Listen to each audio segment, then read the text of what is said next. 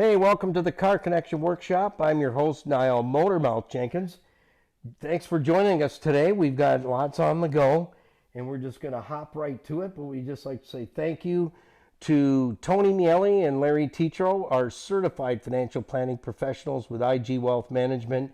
They're there to answer all your questions regards to anything financial, whether it's investments, it's debt retirement, estate planning, tax planning, or life insurance, critical illness insurance, you need a mortgage. They do all of that and more. I've known these two guys for 20 years. They are both my financial planners personally. Get yourself booked for an hour and a coffee discovery meeting and leave your wallet, leave your purse at home.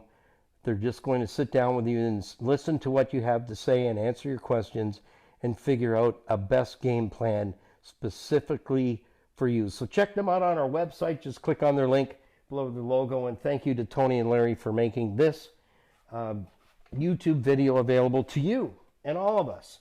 Okay, we're going to jump right in. Last pieces to the front end of the 2007 FJ Cruiser.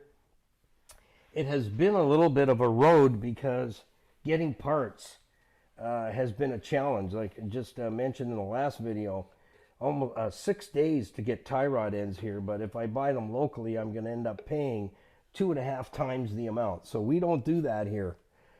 I need this vehicle back on the road because things are piling up. Duties are calling for the trailer to be used, and we use this vehicle to do it because the 97 Jeep TJ Wrangler is in staging mode to get 2 components taken care of, and then we can get it on the road and we can use it as a secondary to use our trailer. So it's time to bring firewood in. I need to go move some stuff for a widow lady who contacted us. I got to go empty a storage unit. I don't have to, but I want to help her out. So we need the trailer for that, and we need to get some mulch for the garden. So we need this vehicle back on the road, and we need it done and ready to perform for the whole summer. So why did I say all that? It needs to work, and I don't need to have it off the road in the middle of getting stuff done. And that's not the way to do repairs. This is a spring evaluation. Unfortunately, it has taken a little longer because of waiting for parts to come. And when you're doing an evaluation, sometimes you just don't know what you're going to get into until you get into it. And that's the whole purpose of the spring and fall evaluation, is to catch things before they go from a $200 repair to a $500. So I've already lubed the inner tie rod ends with some anti-seize, and I've already pre-greased this non-greasable tie rod end. You'll have to watch the previous video. I show you how to do that. The inner tie rods are nice and tight. They'll be fine for the time being. There's no indicators that there's an issue there. So we'll leave them right where they are. So that's where I can say inner tie rods can be put back into service. They don't need to be changed. So this is how you should be able to spin this on without issue. And then the way I do it is I loosen off the jam nut just enough to free the tie rod end. So about a quarter turn is what I have done. So when I put it back in, I'm going to come right up to the nut, and then I'm going to back it up. See how much I've only moved that nut? That's to the nut. Turn it back, quarter turn. So now we're ready to insert this into the spindle housing. And I've put grease on here. And you can use anti-seize or Sil-Glide, whatever floats your boat. So the flavor I like to use is grease or anti-seize. So we just got to move that a hair bit, and it's going to pop right in there, right? I hope. I'm hoping. I hope the tie rod's correct.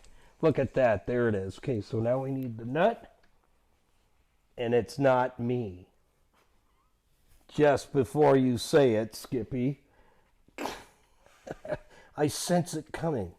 So we also want to make sure that we torque this nut to manufacturer spec. And then once I've got this anchored down, I will then tighten the jam nut. And there's 2 things you need to do to tighten that jam nut. And I see a lot of fellas only do 50% of the job when they tighten that nut. And I'll show you how to do it properly. So that's what we're all about here in the Car Connection Workshop. If you're interested in keeping your vehicle long term, this one is going to be 20 years old in July. I bought it December 27th, 2013 off the original owner. It was lady owned, 100%. How do I know that? Because I met her. All right, we've looked up the torque spec for this castellated nut here. Some people call it a star nut. I just call it a nut with holes in it. So we want to torque it, and then if the cotter pin won't go in after I torque it, then we're going to have to move it to line up the cotter pin. And we never want to back the nut off. We always want to go just a little bit forward till the cotter pin goes in. And then we're going to lock down the jam nut, and that'll be ready for our friend Dennis, who will do the alignment for us. So a little plug for CarTech Fort Erie with Dennis Reed and his team down there. Will take good care of you if you need automotive service. They're great guys there. They'll never take advantage of you. Okay, so we're gonna need we need 91 NMs, which is Newton meters, or 67 foot-pounds. So there's 50, 55, 60, 65, and we'll just take it to 70 in between. Perfect, and back it up. It's good. So now we're going to torque this to 67 foot-pounds. I use this torque wrench a lot, and every 2 years I send it out and I get it calibrated, and you should too, because torque wrenches, you're building a motor or torquing things, you don't want to over torque and you don't want to under torque. So every 2 years, send it out and get it calibrated so that you know it's completely working. And I'm doing this by hand for you. Normally I would buzz this down with my air gun, and I'd put the torque on the air gun. I'd back it right off just to bring the nut seated on the spindle. The steering wheel just locked. That's what we want. We're going 67 foot-pounds. So guys, if I can give you any advice, get a torque wrench and torque stuff. This zapping it on with a battery-powered tool is not good enough. The over-torquing that's going on out there in the trade is not good. Okay, so now we've got our cotter pin, and if we don't have the hole lined up, and we do, look at that. That's beautiful. That's a beautiful thing. So now if you can get it in from the other way, I prefer to put it in from the back side so that I can actually get my pliers on the hole and line it. Make sure your cotter pin goes into the groove on the mating surface at the back, okay? So make sure it doesn't turn. You don't want the ear of it sticking beyond that cutout. So it works at 67 foot-pounds. The hole lines up perfectly. And then I'm going to show you my signature maneuver, I call it, for my cotter pin. And my military boss taught me this. He said, you do your cotter pins exactly the same way all the time, so that if something comes back, you'll know that you touched it. So I take my one long piece and I put it over the stud, and then I clip it off. And sometimes I might just take it like this and just tap it down a little bit, and then I cut this ear complete. I just bend it down a little bit, and then I cut it off. That's my signature.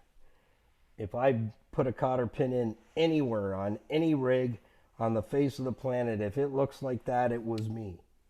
If it doesn't look like that, then somebody else messed with it. Question? Is that squished down for a reason? Yep, this has got grease in it. So what happens is that's why I say don't overdo it with the grease. You watched the video before.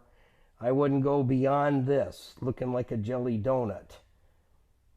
And what happens is when it's tapered like this, when that goes up into the taper it mates to, it will push that boot down. It will slide down the shaft. That's why I say don't over grease it, because if the boot pops, it's over. It's over at that point. So we have one last thing to do. This is called a crow's foot. I use it for front end parts. And where that's going to go is right here. Then you can use a wrench. I just use a ADJ, an adjustable, and I'm going to hold that like that, and then I'm going to tighten this up. So hold the adjustable and lock it down. And that's all you need. So when Dennis gets in here to do the alignment, he'll be able to undo that jam nut and adjust. Pretty much on this truck, the only thing he's going to be able to adjust is the toe in, which is done here on both sides. So we're going to do the other side, and we'll get the wheel on this side, and we'll torque the wheel nuts. I did a video a couple of weeks ago showing you how to make your own tool to slip under the wheel, because these things are heavy, and these are small compared to other rubber out there. And you can very easily do it with that tool. So you'll want to watch that video, how you can put this wheel on by yourself without breaking your back. Piece of cake. And I had one of my customers who was an older welder guy. An older welder guy made the tool for me. So watch that video where I show you how to snap this wheel on all by yourself without breaking your back, no matter what size the wheel is. We use the tool to put bus wheels on. Those are 22 5s. These are only 17s, but I'll tell you, they're lunkers. You get a workout. So we're going to get this wheel on, then we'll go to the other side and we'll do the tie rod end again for you to show you again how to do it. Because just maybe, it might just be a little bit different, but maybe not. So thanks for stopping by. Don't forget to like, share, follow, and most of all, subscribe if you haven't subscribed. Many of you are watching the videos and enjoying them. I see that. Make sure that you subscribe for us so Skippy and I can continue to bring you bigger and better videos all the time. And we appreciate each and every one of you. If you want to support our program here on YouTube and our podcast on all podcast platforms, go to buymeacoffee.com/Motormouth Nile, Nile, and drop a few bucks in for us, and we appreciate it very, very much. I'll tell you, you send us a nickel, we'll hammer it into $1. I'll tell you that. So thank you for your support and all your comments. We appreciate your comments. Make sure you drop a comment in the comment box for us. And what I just talked about goes for any online influencers. Help us all out that are your favorites, that you're enjoying the videos. Nobody's going to send you a bill, but it comes all with a cost. Time, materials, and expenses to build the website, build the YouTube channel, all of it. We have a question. How much does your expertise cost? My expertise, invaluable. 44 plus years. I don't even nail it bang on. I know in my mind it's over 44. I started in this trade when I was 13, and I'm 63 now. Yeah, so do the math. We'll see you in the next one. Thanks for stopping by. Oh, I almost forgot. Oh, yeah, the weather bell. I know you're enjoying the videos. Don't forget to ring the bell.